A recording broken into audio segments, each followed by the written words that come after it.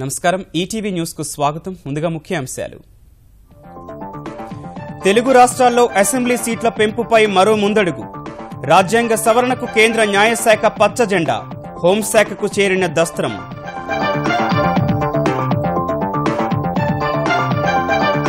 పిడుగుల నుంచి తప్పించుకునేందుకు సరికొత్త పరిజ్ఞానం.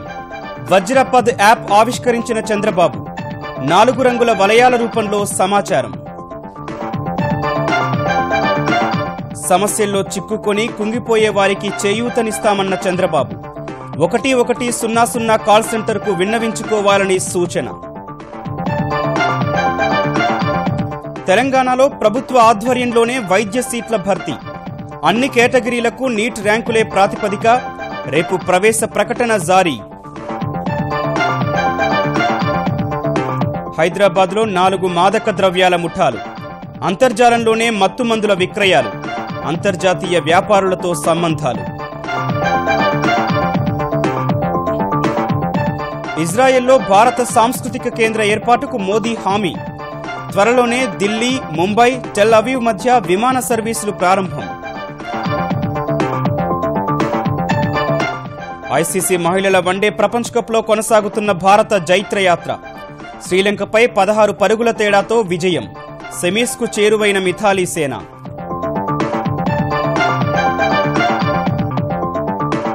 నేడు భారత్ వెస్టిండీస్ మధ్య ఆఖరి వన్డే. సిరీస్పై కన్నేసిన కోహ్లీ సేన. సమం చేసేందుకు కరీబియన్ జట్టు కసరత్తు.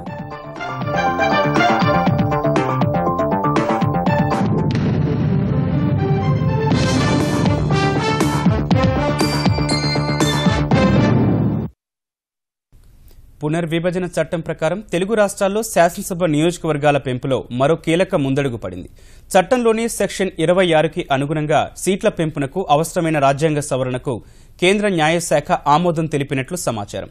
ఇప్పటి వరకు అసెంబ్లీ సీట్ల పెంపునకు అడ్డంకిగా ఉన్న అధికరణం 173కి చిన్న సవరణ చేస్తే సరిపోతుందని న్యాయశాఖ తన అభిప్రాయాన్ని కేంద్ర హోంశాఖకు తెలిపినట్లు తెలుస్తోంది.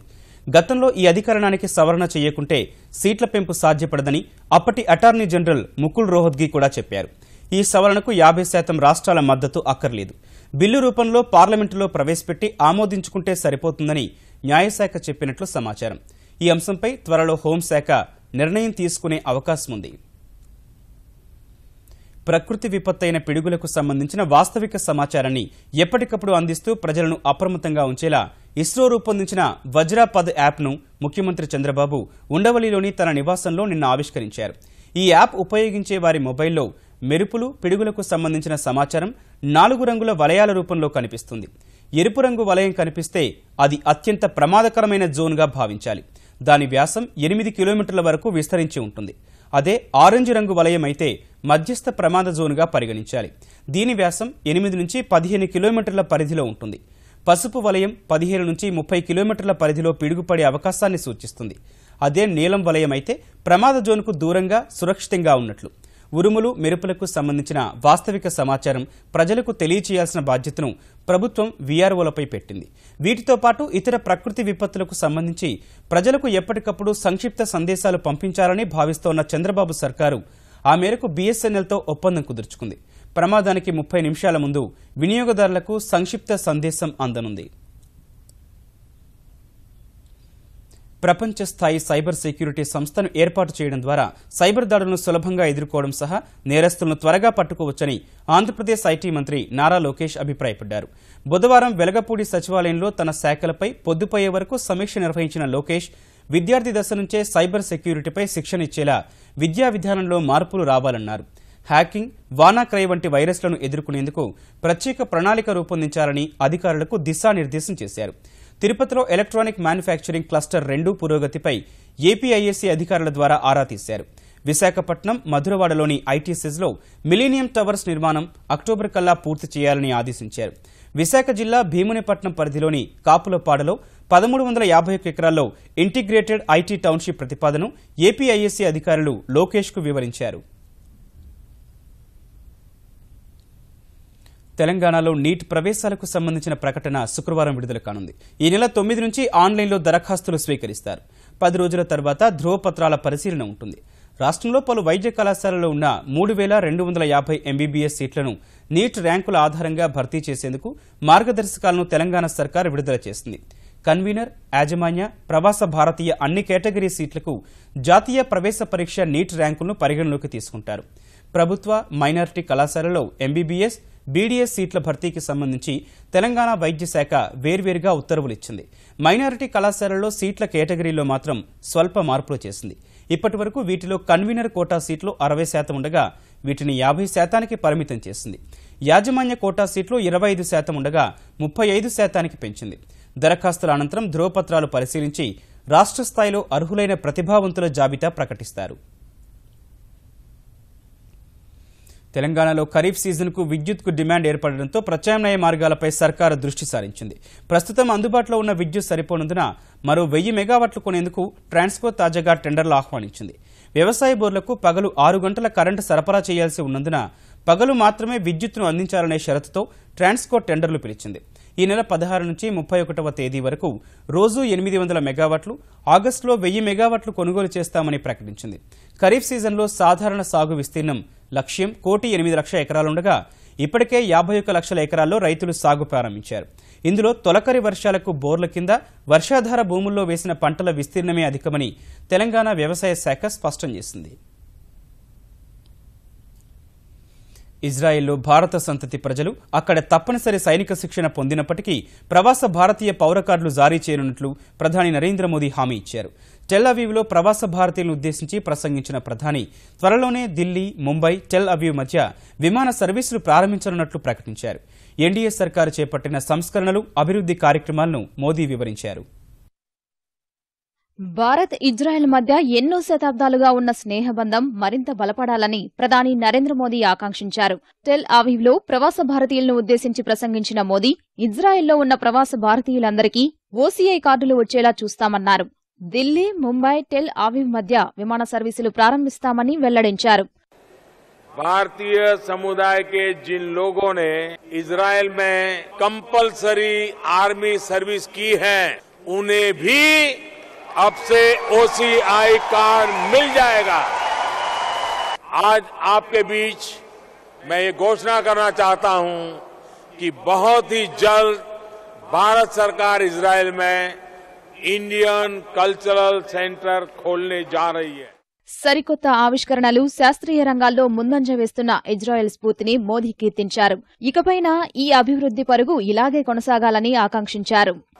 इनोवेशन के प्रति इजरायल की गंभीरता इसी साबित होती है कि अब तक 12 इजरायलियों को अलग अलग क्षेत्र में नोबेल पुरस्कार मिल चुके हैं.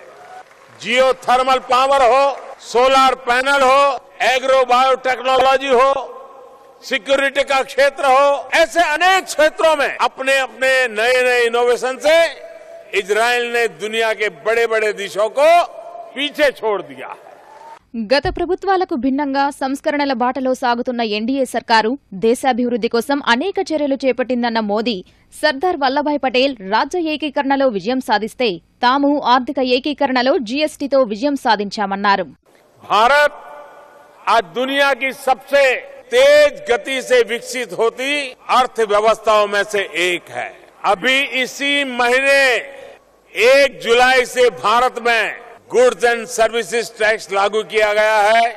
इससे भारत में one nation, one tax, one market का 1 दशक पुराना जो सपना चल रहा था वो आज साकार हो चुका है.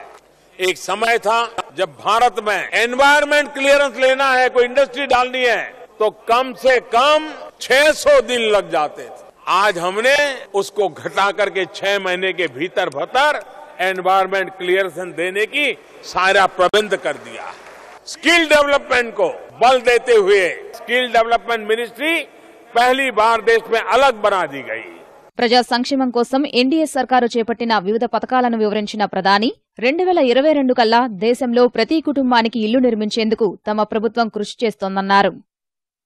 ఆర్థిక వ్యక్తిగత సమస్యలతో ఉన్మాదులుగా మారి కుటుంబ సభ్యులు ఇతరుల ప్రాణాలు బలి తీసుకోవడం ఎట్టి పరిస్థితుల్లో సరికాదని ముఖ్యమంత్రి చంద్రబాబు పేర్కొన్నారు. సమస్యల్లో చిక్కుకొని కుంగిపోయే వారికి ప్రభుత్వ పరంగా అన్ని రకాల చేయూతనిచ్చేలా చర్యలు తీసుకుంటున్నట్లు వెల్లడించారు. అనంతపురం జిల్లా తాడిపత్రిలో ఓ వ్యక్తి భార్య పిల్లలను దారుణంగా హత్య చేసిన ఉదంతంలో అనాథగా మిగిలిన యువతికి భరోసా కల్పించిన ఆయన 1100 కాల్ సెంటర్ను పటిష్టం చేసి ఎలాంటి సమాచారాన్నైనా స్వీకరించేలా అభివృద్ధి చేయనున్నట్లు ఈటీవీ ముఖాముఖిలో వివరించారు. ఏదైతే అనంతపురం జిల్లాలో రామసుబ్బారెడ్డి కుటుంబానికి జరిగిన విషయం పట్ల మీరు ఎలాంటి సహాయం అందించారు? సహాయం కంటే ఇది చాలా దారుణం. మానవత్వాన్ని పూర్తిగా కోల్పోయిన తండ్రి భర్త. ఒక మనిషి సమస్యలు వచ్చినప్పుడు ఆ సమస్యల నుంచి బయటపడడానికి ఏ విధంగా ఆలోచిస్తాడంటే ఇది ఒక ఉదాహరణ. అతనికి కొన్ని బలహీనతలు ఉన్నాయి. ఆ బలహీనతలతో అప్పులయ్యాడు. ఆస్తులు అమ్మేసి కట్టేయాలి, ఇంకోటి చేయాలన్నప్పుడు భార్య కూడా పిల్లలున్నారు, మనం ఉన్నాం, ఏంటి మన భవిష్యత్తు అని నివారిస్తూ మనం కూడా మారాలి అని చెప్తూ వచ్చింది. దానికి అడ్డుపడుతున్నాడనే ఉద్దేశంతో కసిగా మార్చుకున్నాడు. అందరినీ రమ్మని ఒకేసారి చంపేయాలనుకున్నాడు. ఆ పిల్లల రత్నాలు, బ్రిలియంట్ చిల్డ్రన్. ఒక అమ్మాయి ఎంఎస్సీ, ఇంకా 2 అమ్మాయిలు, ఒకరు ఇన్ఫర్మేషన్ టెక్నాలజీ, ఒకరు ఐఐటి వచ్చారు. వీళ్ళకు బంగారు భవిష్యత్తు ఉంది. కానీ చంపిన విధానం చాలా క్రూరం. తండ్రి చేసే పని కాదు అది. ఈవెన్ ఎనిమి కూడా చేసే పని కాదు. అది కూడా లేకుండా ఆ పని చేసే పరిస్థితి వచ్చాడు. ఈ అమ్మాయిని కూడా రమ్మన్నాడు. ఒక మాటలో భగవంతుడు అమ్మాయిని కాపాడాడు సమయానికి రాలేకుండా.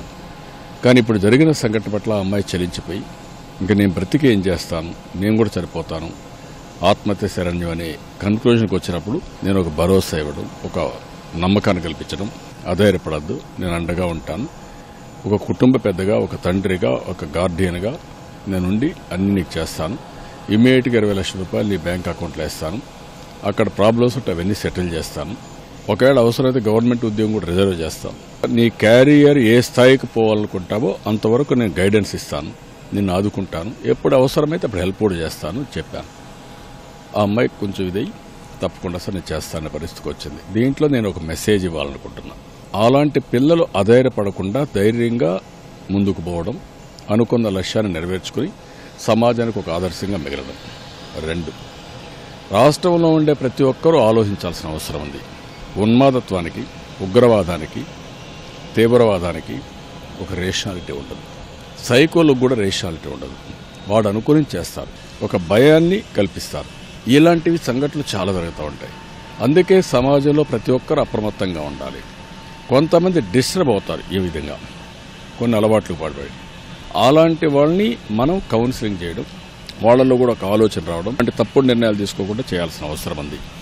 నేను రాష్ట్రంలో ఆలోచించేది ఇలాంటి సంఘటనలు ఎక్కడన్నా ఉంటే ఒక కాల్ సెంటర్ పెట్టి అలాంటి వాళ్ళందరూ అక్కడ ఫోన్లు చేస్తే వాళ్ళని కౌన్సిలింగ్ చేయడం, అవసరమైతే హ్యాండ్ హోల్డింగ్ చేయూతనివ్వడం.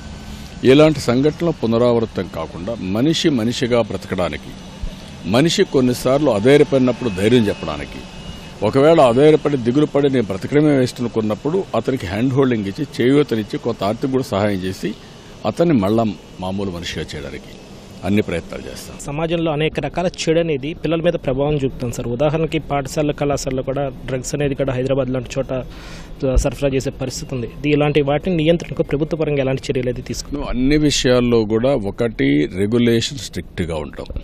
ఎవరు ఇలాంటి చెడు అలవాట్లు వచ్చినా చాలా కఠినంగా వ్యవహరించడం. అదే సమయంలో సమాజంలో ఎప్పటికప్పుడు చర్చలు కూడా చేయడం. ఒక మీనింగ్ఫుల్ లైఫ్ ఏంటి, ఒక వ్యక్తి ఏ విధంగా బతకాల, విలువలు ఎట్లా పెంచుకుంటూ పోవాలా, సమాజంలో కూడా విలువలు ఎట్లా పెంచుకుంటూ పోవాలి. మీ భద్రత, సమాజ భద్రత, మీరు విలువలతో ఉంటేనే ఇది సాధ్యం. నువ్వు ఇర్రేషనల్గా బిహేవ్ చేసి సమాజం అంతా బాధ్యతగా నీ పట్ల ఉండాలనుకోవడం కరెక్ట్ కాదు. అందుకే అందరం మనం ఆలోచించుకోవాల్సిన అవసరం ఉంది. అందరం ఆలోచించి ఎప్పటికప్పుడు ఇలాంటి చర్యల మీద అందరం ఖండించాలి. ఇప్పుడు డ్రగ్స్ వస్తాయి, ప్రజలకు అక్కడక్కడ తెలుస్తుంది. తెలిసిన వెంటనే ఇన్ఫార్మ్ చేయాలి. మీ ఏరియాలో ఎక్కడన్నా కొంతమంది వ్యక్తులు ఉన్నారు, కొత్త వ్యక్తులు వస్తారు క్రైమ్ చేయడానికి. అలాంటివన్నీ ప్రభుత్వానికి ఎప్పుడైనా చేయాలి. కొంతమంది చెడు వ్యక్తులు ఉన్నారు, మనుషులైన అందరికీ తెలుసు ఇది చెడు, ఇది మంచిది. చెడును ఖండించి మంచిని ప్రోత్సహించాలి. చెడు వచ్చినప్పుడు ఇది మా కులం, ఇది మా మతం, ఇది మా ప్రాంతం, వీడు మా బంధువు అనుకుంటే అక్కడిని సమస్యలు సృష్టిస్తారు. దాన్ని కూడా కండెమ్ చేసుకుంటా పోతే ఆటోమేటిక్గా సమాజంలో భద్రత వస్తుంది, విలువలు పెరుగుతాయి, అందరూ ఆనందంగా ఉంటాం. సార్ అంటే ప్రభుత్వ పరంగా ఏదైతే మనం 1100 కాల్ సెంటర్ అనేది ఓపెన్ చేస్తామో ఏ తరహా సంఘటనలైనా సరే ఓన్లీ ఫిర్యాదులకే కాకుండా అన్నిటికీ దీన్ని వినియోగించుకోవచ్చు అంటారు? అన్నిటికీ ఉపయోగిస్తున్నాం. ఏది వచ్చినా కూడా సెగ్రిగేట్ చేస్తున్నాం. దానికి ఒక యాక్షన్ ప్లాన్ తయారు చేస్తున్నాం. ఇలాంటి సమస్యలు కూడా అందులో ఇంక్లూడ్ చేస్తాం. అక్కడి నుంచి కలెక్టర్స్కి ఆదేశాలు ఇచ్చి దీనికి ఒక వ్యవస్థను కూడా క్రియేట్ చేస్తాం. ఇప్పుడుండే వ్యవస్థల్ని రీఓరియంట్ చేయడం, కొత్త వ్యవస్థను కూడా అవసరమైతే క్రియేట్ చేయడం, కొన్ని కౌన్సిలింగ్ చేయాలి, కొంత హ్యాండ్ హోల్డింగ్ చేయాలి, ఏ విధంగా చేయాలి, కొంతమంది ఎక్స్పర్ట్స్ని ఎంగేజ్ చేయాలి, ఏది వీలైతే అన్నీ చేసి మనం ఏ విధంగా ముందుకు పోతాం.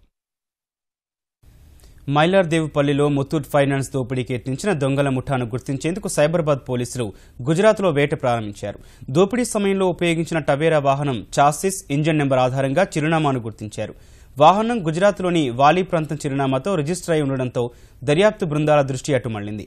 వాహనం యజమానిని గుర్తిస్తే కేసు విచారణలో కీలక పురోగతి సాధించినట్లే అవుతుందని పోలీసులు భావిస్తున్నారు. ఫైనాన్స్ కార్యాలయంలో పోలీసులు 10 వేలిముద్రలను సేకరించగా వాటిలో కొన్ని ఫైనాన్స్ సిబ్బందివి కాగా మిగిలినవి దొంగలవి. వీటిని ఫింగర్ ప్రింట్ బ్యూరోకి పంపి వివరాలు సేకరించే పనిలో పడ్డారు. సీసీ కెమెరాల్లోని దృశ్యాలను పలు రాష్ట్రాలకు పంపించారు. దోపిడీకి విఫలయత్నం చేసిన దొంగల్లో 2 తాము వినియోగించిన వాహనాన్ని హ్యాపీ హోమ్స్ అపార్ట్మెంట్లో వదిలివేసి నడుచుకుంటూ వెళ్లినట్టు సీసీ కెమెరాల ద్వారా గుర్తించిన పోలీసులు వారు వెళ్లిపోతూ చొక్కాను రోడ్డున పక్కన పడేసినట్లు గుర్తించారు.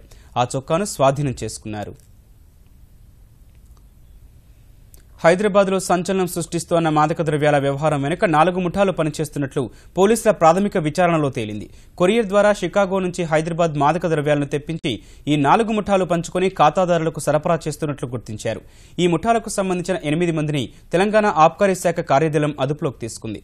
కెల్విన్ మార్క్స్ అబ్దుల్ వహీద్ ఓ బృందంగా, నిఖిల్ శెట్టి, రవికిరణ్ మరో జట్టుగా, బ్రండన్ బెన్తో పాటు మరో 3 కలిసి ఓ ముఠాగా, అమన్ నాయుడు, కుందన్ సింగ్ కలిసి మరో బృందంగా ఏర్పడి మాదక ద్రవ్యాల వ్యాపారం కొనసాగిస్తున్నట్లు పోలీసుల విచారణలో తేలింది.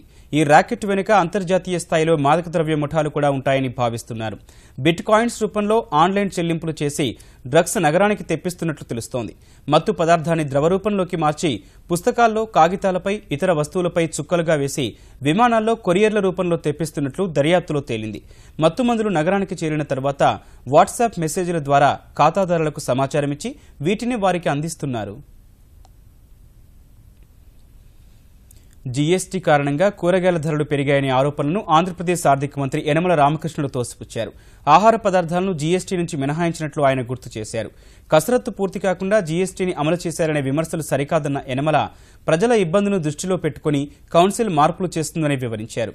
ఏకపన్ను విధానంతో పెట్టుబడులు ఎక్కువగా వచ్చే అవకాశం ఉందన్న యనమల పోలవరం నిర్మాణంపై పెరిగే భారాన్ని కేంద్రమే భరిస్తుందని చెప్పారు. రాష్ట్ర పరిధిలోని ప్రభుత్వ ప్రాజెక్టులపై పడే భారాన్ని ఇంకా అంచనా వేయలేదని తెలిపారు. జిఎస్టీ చాలా మందికి కన్ఫ్యూజన్ ఉందనేటువంటిది వేరియస్ కార్నర్స్ నుంచి, ఇండస్ట్రీ నుంచి గానీ వస్తూ ఉన్నాయి. మీకు ఫుడ్ గ్రెయిన్స్ ఎగ్జామ్టెడ్ కామన్ మ్యాన్వి, హెల్త్ ఎగ్జామ్టెడ్, ఎడ్యుకేషన్ ఎగ్జామ్టెడ్, కొన్ని ఐటమ్స్ మీద కొన్ని ఐటమ్స్ మీద పెరుగుతుంది. 1%, 2% పెరగవచ్చు, దాంట్లో అనుమానం లేదు. చెక్ పోస్టులు అనేది చేశాం. అంచేత ఒకటి ట్రేడర్స్ కి ట్రేడ్ డైవర్షన్ ఉండదు, వాళ్ళకి లిబర్టీ ఉంటుంది చేసుకోవడానికి వ్యాపారం. అంచేత చిన్నవాళ్ల మీద ఎవరు బుట్టలు తట్టల వ్యాపారాల మీద ఎవరి మీద పడదు. మీరు చెప్పినటువంటి వెజిటబుల్స్ అంటే అది బికాస్ ఆఫ్ మార్కెట్ ఫోర్సెస్ వల్ల వీళ్ళు చేసేటువంటిది తప్ప జీఎస్టీకి లూజ్ వెజిటబుల్ పర్చేజెస్ కి వాటికి సంబంధం లేదు. జనాభా ప్రాతిపదికన ఎస్సీ ఎస్టీల రిజర్వేషన్లు పెంచేందుకు తెలంగాణ ప్రభుత్వం ప్రతిపాదనలు సిద్దం చేస్తోంది. ప్రభుత్వ ప్రధాన కార్యదర్శి ఎస్పీ సింగ్, విద్యాశాఖ ప్రత్యేక ప్రధాన కార్యదర్శి రంజీవ్ ఆర్ ఆచార్యులతో కలిసి ఉప ముఖ్యమంత్రి కడియం శ్రీహరి సచివాలయంలో అధికారులతో సమీక్ష నిర్వహించారు.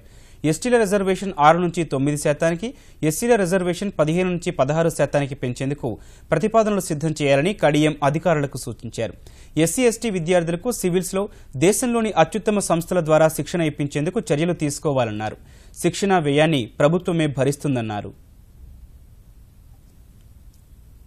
కలకత్తా హైకోర్టు మాజీ న్యాయమూర్తి సిఎస్ కర్ణన్ వల్ల న్యాయ వ్యవస్థ నవ్వుల పాలైందని సుప్రీంకోర్టు పేర్కొంది. మొరటుగా, పొగరుగా కోర్టును ధిక్కరిస్తూ కర్ణన్ చేసిన పనులు శిక్షార్హమైనవని సర్వోన్నత న్యాయస్థానం వ్యాఖ్యానించింది. కర్ణన్కు విధించిన 6 నెలల జైలు శిక్షకు సంబంధించిన 80 పేజీల పూర్తి తీర్పును సుప్రీంకోర్టు బుధవారం వెబ్సైట్లో పెట్టింది. సిట్టింగ్ జడ్జికి శిక్ష వేస్తూ తీర్పునివ్వాల్సి రావడం దురదృష్టకరమని పేర్కొంది. కర్ణన్ కేసు విషయంలో తాము జోక్యం చేసుకుని ఆదేశాలిస్తున్న సమయంలో ఆయన మరింత దురుసుగా ప్రవర్తించారని తెలిపింది. సుప్రీంకోర్టు ప్రధాన న్యాయమూర్తి జస్టిస్ జేఎస్ ఖెహర్ నేతృత్వంలోని 7 సభ్యుల ధర్మాసనం మే 9న ఈ తీర్పునిచ్చింది. ఉన్నత న్యాయస్థానాలకు న్యాయమూర్తులు నియమించే విధానాన్ని సమీక్షించాల్సిన అవసరాన్ని కర్ణన్ కేసు ఎత్తిచూపుతోందని జస్టిస్ చలమేశ్వర్, జస్టిస్ రంజన్ గొగోయ్లు తమ ఆదేశాల్లో పేర్కొన్నారు. న్యాయమూర్తుల ప్రవర్తన సరిగా లేనప్పుడు వారిని అభిశంసించకుండానే దిద్దుబాటు చర్యలు చేపట్టడానికి ఓ న్యాయ యంత్రాంగాన్ని కూడా ఏర్పాటు చేయాలని వారు సూచించారు. ఈటీవీ న్యూస్ సమాప్తం. నమస్కారం.